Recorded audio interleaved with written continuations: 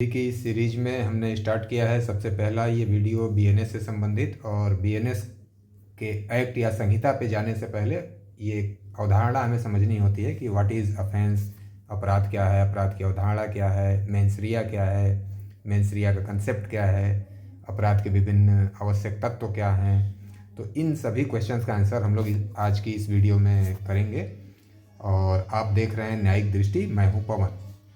तो सबसे पहला जो क्वेश्चन हमने अभी कहा कि व्हाट इज़ अफेंस, अपराध क्या है। तो अपराध क्या है, इसका उत्तर जानने के लिए, या अगर हम इंग्लिश में टर्म्स को लें तो यहाँ पे दो टर्म्स यूज होते हैं, क्राइम और अफेंस। तो इन दो टर्म्स में क्या अंतर है? तो इन दो टर्म्स में कोई विशेष अंतर नहीं है, लेकिन जब पूरी अवधारणा की बात होती है, जहाँ की अपराध से संबंधित पूरी अवधारणा का मतलब कि अपराध का जन्म कैसे होता है, अपराध का निवारण कैसे किया जा सकता है, दंड के विभिन्न सिद्धांत क्या हैं, पनिशमेंट कैसा होना चाहिए, कितना पनिशमेंट होना चाहिए, अपराधी को कितना दंड दिया जाना चाहिए, अपराधी का निवारण मतलब उसका सुधार कैसे किया जाना चाहिए। जब इन विभिन्न पूरी आप संकल्पना की चर्चा करते हैं तो इसे आप क्राइम नाम से जानते हैं। जैसा कि क्रिमिनोलॉजी में आप देखेंगे कि क्राइम वर्ड लगा हुआ है। इसी तरह से जब अपराधों की समूह की बात हम करते हैं, कई अपराध जुड़े हुए हैं, मिले हुए हैं या हो सकते हैं, तो वहाँ भी हम क्रिमिनल या क्राइम वर्ड यूज़ करते हैं। और जहाँ पर्टिकुलर एक इवेंट की बात आती है, एक घटना की बात आती है, वहाँ हम अफेंस वर्ड यूज़ करते हैं। जनरल सेंस में यही चीज़ें चलती हैं। अब इसके बाद बात आती है कि अपराध को परिभाषित कैसे किया गया है या अपराध है क्या। तो अगर हम अपने बीएनएस और बीएनएसएस के अकॉर्डिंग देखने की कोशिश करें तो बीएनएस और बीएनएसएस में जो बात कही गई है कि offense is a act or omission which is done in violation of BNS और any special और local law, यानी कि किसी विशेष या स्थानीय विधि में दंडनीय कोई कार्य ही अपराध है। ये तो सिंपल और जनरल परिभाषा बता दी गई आपके बीएनएस में सेक्शन 2 के 24 क्लास में, और बीएनएसएस के सेक्शन 2 के सब क्लास 1 के क्यू में। तो यहाँ दो जगहों से मिलाकर के आपने ये परिभाषा ली यहाँ अपराध की। और विभिन्न जो आपके कहें आपके जूरिस्ट हैं, उन्होंने भी अपने अपने तरीके से डिफाइन किया हुआ है ऑफेंस को। तो सामान्य रूप से being a aspirants, being a student, आपको बहुत से जो जूरिस्ट हैं उनकी परिभाषाओं को बहुत ध्यान नहीं करना है, लेकिन थोड़ा सा समझने के लिए, बैकग्राउंड जानने के लिए आपको देखना होता है। बाकी रेफ़र आपको करना है अपने एक्ट को ही, और सबसे मेन है आपके लिए आपका एक्ट। तो यहाँ स्टीफन ने किस रूप में परिभाषित किया क्राइम को? Crime is said to be an act which is both forbidden by law and against moral sentiments of the society. यानी इनका कहना है कि अपराध जो है, इसको हम दोनों तरीक़ों से देख सकते हैं, जो विधि द्वारा प्रतिषिद्ध हो और समाज के अपने नैतिक मूल्यों के विपरीत हो। दूसरे जो हमारे जूरिस्ट हैं, उन्होंने विलियम ब्लैकस्टोन, इन्होंने क्या कहा? एन एक्ट कमिटेड और omitted in violation of a public law forbidding और कमांडिंग इट इज़ क्राइम। यानी कि कोई कार्य या लोक जो कि लोक विधि के उल्लंघन में किया जा रहा हो, वो अपराध है। इसी तरह से प्रोफेसर केनी ने क्या कहा? प्रोफेसर केनी कह रहे हैं कि, और इन्होंने सबसे पहली बार एक्टस रियस वर्ड यूज़ किया था, क्योंकि बार बार हम जब बात करते हैं अपराध के तथ्यों की तो वहाँ पे एक्टस रियस और मेंस रिया यूज़ करते हैं वर्ड। तो इन्होंने सबसे पहली बार एक्टस रियस वर्ड को यूज़ किया था। और ये कह रहे हैं actus reus is that result of human conduct which the law seeks to prohibit. यानी कि मानव आचरण का जो परिणाम है और जिसे विधि प्रतिषिद्ध करना चाहती है, वही एक्टस रियस है या वही अपराध है। नेक्स्ट जो आपके जूरिस्ट हैं ऑस्टिन ने किस रूप में परिभाषित किया? A wrong which is pursued at the description of the injured party और his representative is a civil injury. A wrong which is pursued by sovereign और his subordinates is a crime. इनका कहना है कि जिस रॉन्ग को, जिस दोष के लिए कार्यवाही पक्षकार करता है या उसका प्रतिनिधि करता है, वो सिविल रॉन्ग है, यानी कि आप कहें अपकृत है या संविदा विधि का उल्लंघन है। और जिस दोष के लिए राज्य या राज्य के लोग कार्यवाही प्रारंभ करते हैं, वो अपराध है। ये इस सेंस में कह रहे हैं कि जैसे जब आपके अगेंस्ट कोई कॉग्निजेबल ऑफेंस होता है तो आप एफआईआर करते हैं थाने पे, और इसके बाद पूरी कार्यवाही राज्य के द्वारा संचालित की जाती है, इसीलिए वर्सेज स्टेट लग जाता है, पार्टी स्टेट बन जाती है। तो इस सेंस में ऑस्टिन का कहना है।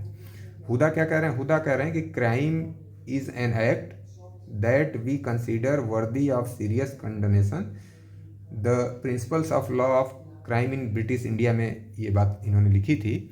और इनका कहना है कि जिसको हम गंभीरता से, जिसको हम निंदा करते हैं, यानी कि अपराध ऐसा कार्य है जिसे हम गंभीर निंदा के योग्य मानते हैं। और इन्होंने दूसरा एक शब्द यूज़ किया, अपराध पूरे समाज के विरुद्ध विद्रोह और वर्तमान सभ्यता पर प्रहार। तो इस तरह से अपने अपने तरीके से लोगों ने डिफाइन किया। और आपको मुख्य रूप से समझना है कि विधि द्वारा प्रतिसिद्ध कार्य ही अपराध है। और वो विधि बीएनएस हो सकती है, वो विधि कोई लोकल या स्थानीय विधि भी या विशेष विधि हो सकती है। अब इसके बाद आते हैं नेक्स्ट टॉपिक पे। तो इसके आवश्यक तत्व क्या है, एलिमेंट ऑफ क्राइम, अपराध के आवश्यक तत्व क्या है। तो अपराध के मुख्य रूप से 4 तत्व हैं। और पहला तत्व है पर्सन, यानी कोई व्यक्ति होना चाहिए। दूसरा मेंस रिया, यानी कि आपका दोषी मन हो, यानी जिसको आप आपराधिक मना स्थिति कहते हैं, ये है। और तीसरा है एक्टस रियस, यानी दोषी कार्य। और इंजरी, कोई न कोई क्षति होगी। जब इस तरह का कार्य होगा तो कोई न कोई क्षति होगी, चाहे वो संपत्ति को हो या व्यक्ति को हो। अब इसके बाद एक एक उसके एलिमेंट को अलग अलग हम अगर देखने की कोशिश करें तो पर्सन सबसे पहला है एलिमेंट पर्सन।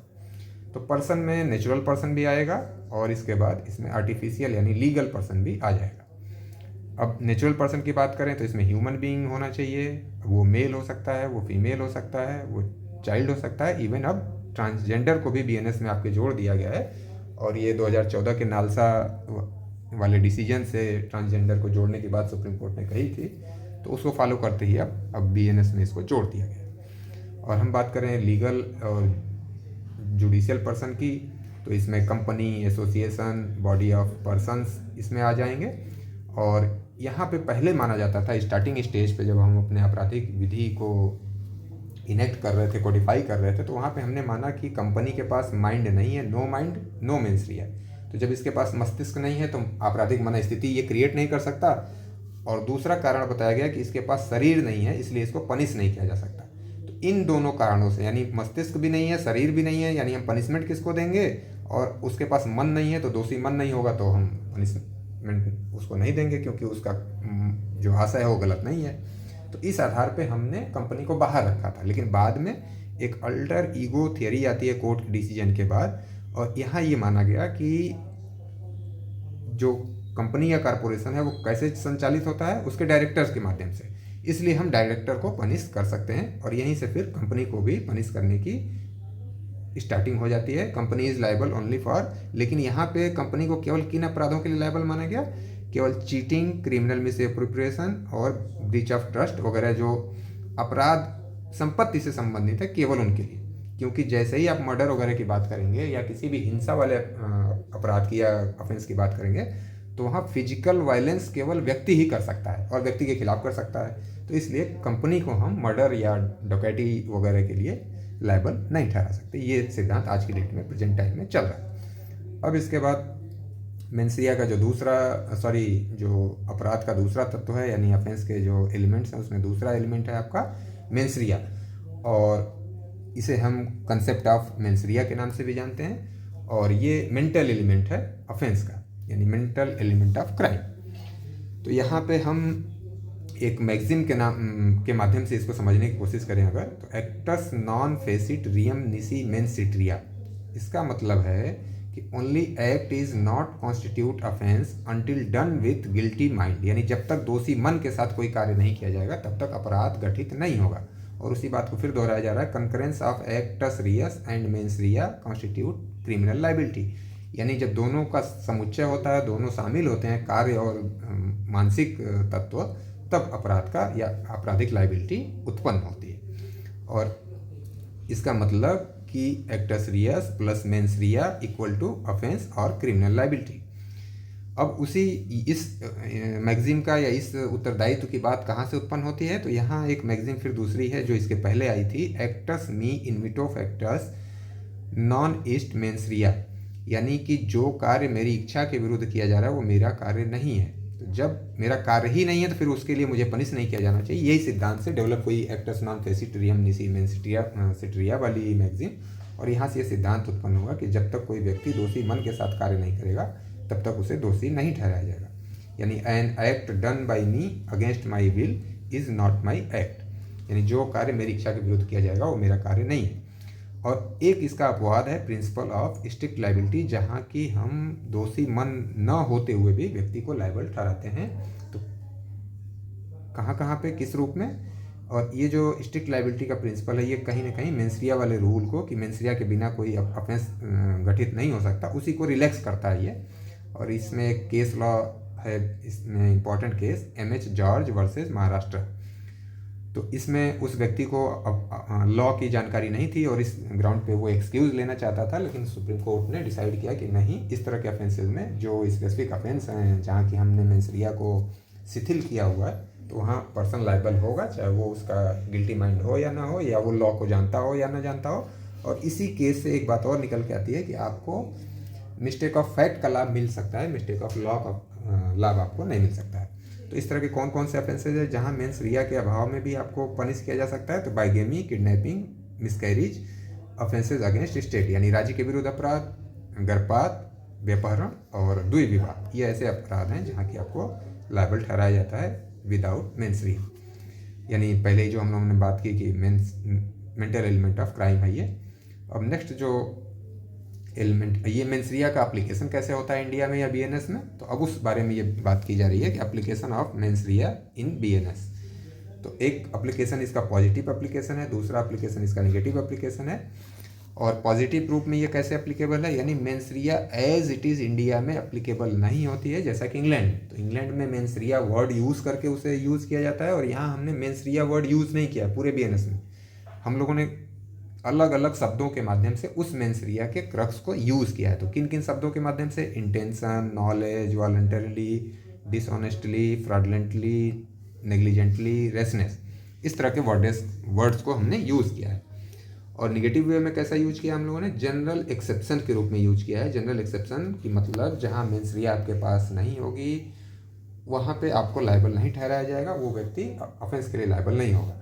तो एक जनरल एक्सेप्शन के रूप में वो बात कही गई है, और दूसरा स्पेसिफिक एक्सेप्शंस हैं जो सेक्शंस के साथ साथ चलते हैं।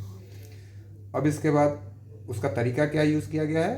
Nothing is an offence which is done in exercise of right of private defence, यानी कोई बात अपराध नहीं है जो प्राइवेट प्रतिरक्षा के अधिकार के प्रयोग में की जाती है। तो यानी यही वर्डिंग जो है, नथिंग इज एन ऑफेंस, इसी को हम कह रहे हैं कि निगेटिव वे में मेंसरिया का यूज़ किया गया है, यानी जहाँ मेंसरिया नहीं होगी वहाँ अपराध नहीं होगा। और इसी के लिए पूरा एक चैप्टर ही है, चैप्टर 3 में, जहाँ की एक्सक्यूज़ दिया जाता है एक्यूज को, यानी कार्य होने के बाद भी मेंसरिया न होने के कारण उसे पनिश नहीं किया जाता। अब वही बात यहाँ पे कही जा रही है कि mens rea is not applicable as it is in India but specific manner. तो स्पेसिफिक मैनर क्या है? स्पेसिफिक मैनर यही है कि इस तरह से हमने यूज़ किया हुआ है।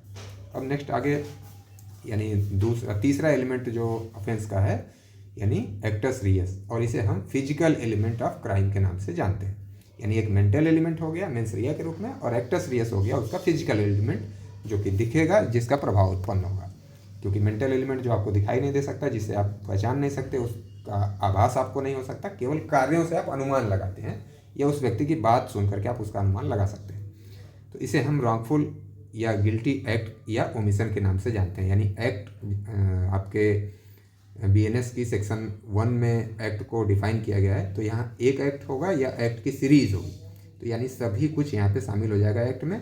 और इसके बाद सेक्शन 3 के सबसेक्शन 4 में इसे डिफाइन किया गया है कि एक्ट में ओमिशन भी शामिल है, एक्ट इक्वल टू ओमिशन।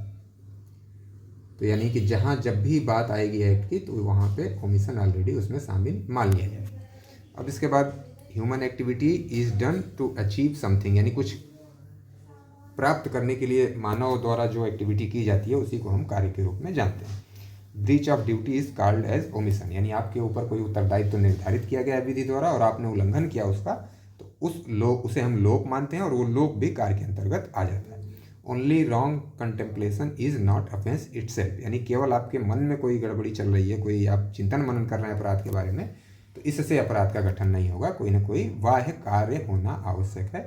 यही डिनोट करता है एक्टस रियस। नेक्स्ट लास्ट जो एलिमेंट है आपके अपराध का, इंजरी या इफेक्ट ऑफ गिल्टी एक्ट और ओमिशन, यानी कोई क्षति हो या कोई प्रभाव उत्पन्न हो उस दोषपूर्ण कार्य का या दोषपूर्ण लोक का। तो ये किसी व्यक्ति पे भी इसका प्रभाव पड़ सकता है, पूरी समाज पे इसका प्रभाव पड़ सकता है। और in some exceptional cases without causing express harm offence is constituted, यानी कि जहाँ आपको दिखेगा नहीं कि कोई क्षति हुई है या प्रभाव हुआ है, वहाँ भी अपराध घटित हो सकता है। और इसका उदाहरण हम दे सकते हैं कि जहाँ आपकी मान हानि हो जाती है तो दिखाई कुछ नहीं दे रहा, कोई क्षति नहीं दिख रही है, लेकिन अपराध संगठित हो जाता है।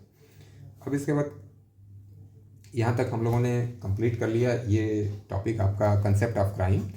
और अब जो नेक्स्ट हमारा वीडियो होगा उसमें हम लोग स्टेजेज ऑफ क्राइम की बात करेंगे। और ये वीडियो अगर आपको पसंद आया, ये लगता है कि आपके लिए यूज़फुल है, बेनिफिशियल है, तो आप इस चैनल को सब्सक्राइब कर सकते हैं। और जिन अपने दोस्त मित्रों को भी आप इसको शेयर करना चाहें तो शेयर कर सकते हैं। और आपने वीडियो देखा सुना, इसके लिए धन्यवाद। जय हिंद, जय भारत।